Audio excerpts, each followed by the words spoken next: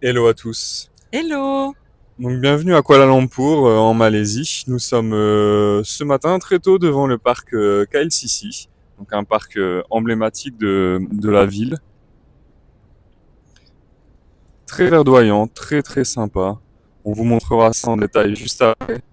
Mais c'est le spot idéal pour les personnes qui veulent faire du running ou profiter tôt le matin au frais. Ce parc se trouve juste à l'entrée des tours Petronas. Donc, je pense que ces tours, vous les avez vus au moins une fois sur les réseaux sociaux ou dans des films. Ce sont vraiment les tours de la ville. Aujourd'hui, nous allons vous parler de Kuala Lumpur, la vibrante capitale de la Malaisie. Donc, nous sommes arrivés ici, on va dire un petit peu par hasard. C'est un petit peu la météo en Asie qui nous a conduits ici. On s'est dit pourquoi pas visiter Kuala Lumpur. On nous en parle souvent.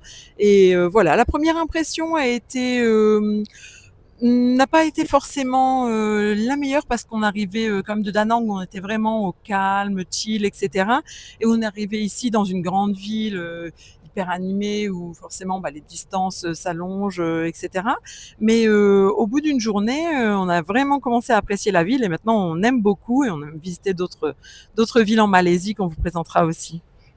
Ouais, tout à fait. Pour compléter, nous sommes venus ici parce que nous avions vu qu'il y avait une grosse dynamique, une grosse communauté de digital nomades. Et nous avons eu l'occasion en un peu plus d'une semaine de participer à de nombreux événements, nombreux coworking, des événements francophones. Vous verrez des vidéos d'interviews justement de personnes que l'on a pu rencontrer dans ces événements francophones. Et on vous mettra plus de détails si vous aussi vous voulez faire ce genre de rencontres. Donc, au niveau de la météo, c'est une place assez idéale parce que il fait constamment bon, constamment chaud, une température qui oscille entre 27 et 33 degrés. Il y a quand même assez d'humidité, je trouve. Et il faut savoir qu'il y a deux grosses périodes dans l'année, de avril à mai, une période un peu plus de pluie que l'on peut retrouver dans des pays asiatiques. Et ensuite, de septembre à décembre, c'est la même chose. Mais clairement, il fait bon vivre ici. Alors Kuala Lumpur est une ville multiculturelle. Il y a donc trois cultures prédominantes ici. Donc les Malais qui représentent à peu près 70% de la population, 15% d'Indiens et 15% de Malais d'origine chinoise. Donc toute cette population vit ensemble. Il y a vraiment un aspect multiculturel. Vous le verrez dans certains endroits. Il y a ce qu'on appelle les Harmony Street avec voilà plusieurs lieux de culte mélangés. Et il y a vraiment un vivre ensemble qui est important ici et ça c'est vraiment sympa. Il faut aussi savoir que Kuala Lumpur est un hub stratégique pour les avions parce qu'effectivement, vous allez pouvoir retrouver vos billets d'avion vraiment à de très très bons prix.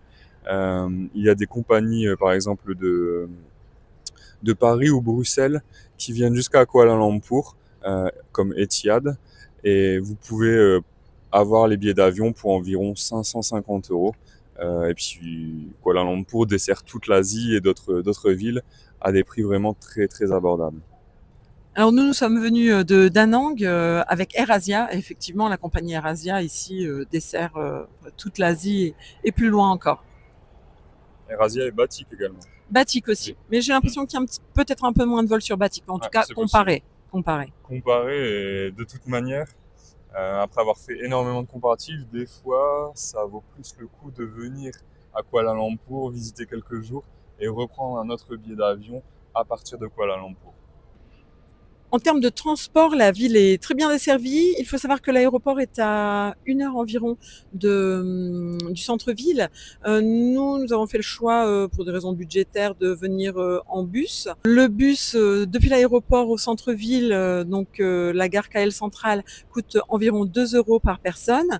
Vous pouvez également venir en train depuis l'aéroport ou alors prendre un Grab. Et là, c'est à peu près entre 15 et 20 euros selon le trafic au moment du voyage. Une fois dans Kuala Lumpur, il y a le monorail, voilà, des métros, des bus.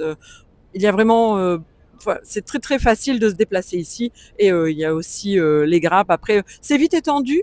Voilà, c'est un petit peu comme à Dubaï, on a vite des grands boulevards, le monorail à traverser, etc. Donc bon, marcher, bon, ici toutes les infrastructures, c'est facile de marcher, il y a bien des trottoirs. Enfin, voilà, c'est vraiment bien aménagé. Par contre, il est vrai que ça peut prendre du temps. Donc voilà, comparez toujours entre y aller à pied, prendre les transports ou prendre un Grab, et vous aurez toutes les informations. Concernant les visas, pour les Français, vous pouvez rester 90 jours sur le sol de Kuala Lumpur en Malaisie, enfin sur la Malaisie de manière générale avec un visa touristique.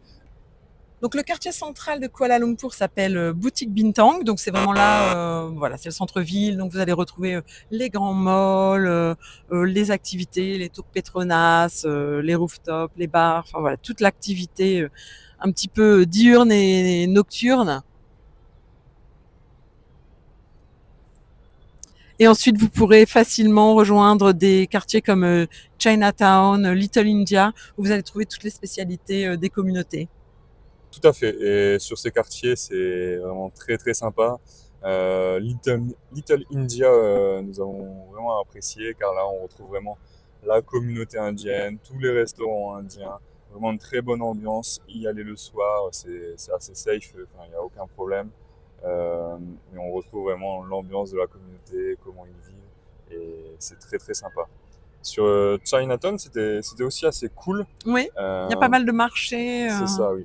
Pas mal de marchés nocturnes, également du street art. Euh, de toute manière, faut vraiment s'immerger dans chaque quartier et voir ce qui vous plaît le plus. Alors pour les logements, nous avons choisi deux quartiers. Donc nous avons pris un hôtel ici sur KLCC, juste derrière le mall des Tours Petronas. Donc là, on est vraiment centré, centre-ville, donc très très bien placé.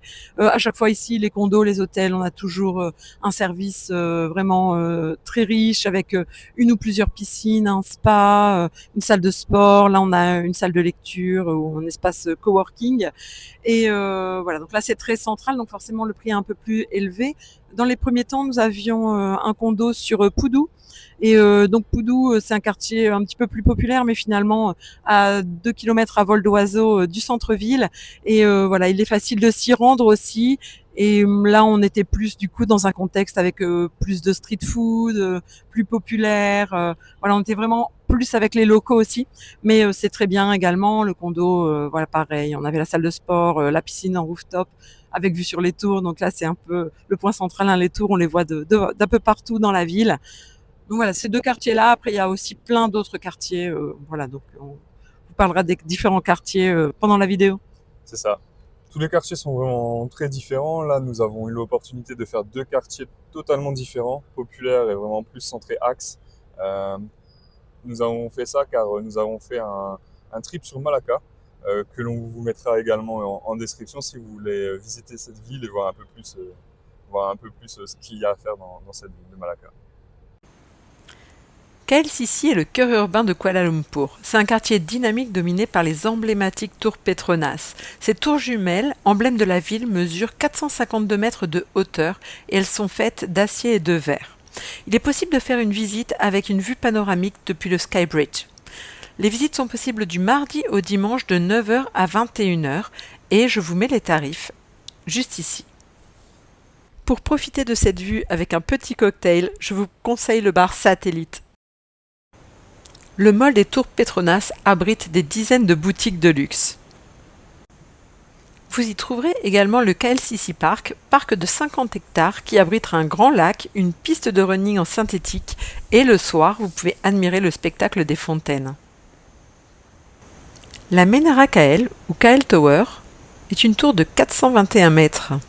Cette tour d'observation propose un skydeck en verre. Vous y trouverez également un restaurant.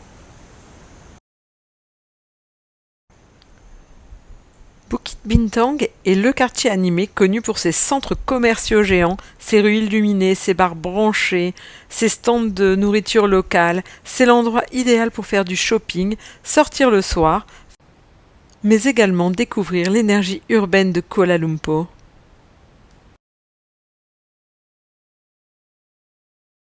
Le marché Jalanalor Food Street regorge de spécialités culinaires. toutes aussi étranges les unes que les autres. Nous avons également visité le quartier de Chinatown, arrêt de métro Pasar Seni. Kwai Chai Hong est appelée aussi la petite allée des fantômes. La zone était à l'origine un centre animé pour les immigrants chinois installés à Kuala Lumpur. Je vous conseille de goûter le mango stick du Quanti Store. Le dessert est super bon. Profitez-en aussi pour visiter les différents marchés du coin. Nous avons également visité Little India. Je vais parler dans un premier temps du temple hindou Sri Mahamariamman, qui est le plus ancien temple hindou de Kuala Lumpur. En revanche, il y a une petite sucrerie parce que ce temple est situé plutôt dans Chinatown. Mais voilà, donc par contre, comme c'est dans la culture indienne, je vais le mettre dans ce paragraphe. Donc dans le quartier de Little India, vous trouverez des restaurants indiens, des magasins de vêtements typiques avec des tailleurs, les épices, les colliers de fleurs pour les offrandes. Enfin voilà, tout autour de la culture indienne qui est très colorée et joyeuse.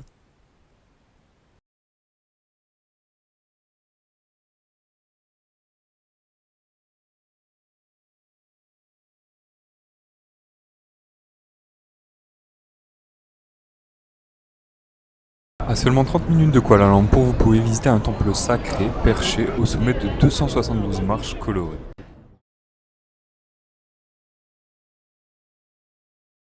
N'oubliez pas de vous abonner sur notre chaîne YouTube @FreeNomade et retrouvez-nous sur Instagram, Facebook, TikTok. Activez la cloche des notifications pour retrouver nos dernières vidéos et laissez-nous un petit commentaire, ça nous fait toujours plaisir. Ciao ciao et à bientôt. Ciao, bye.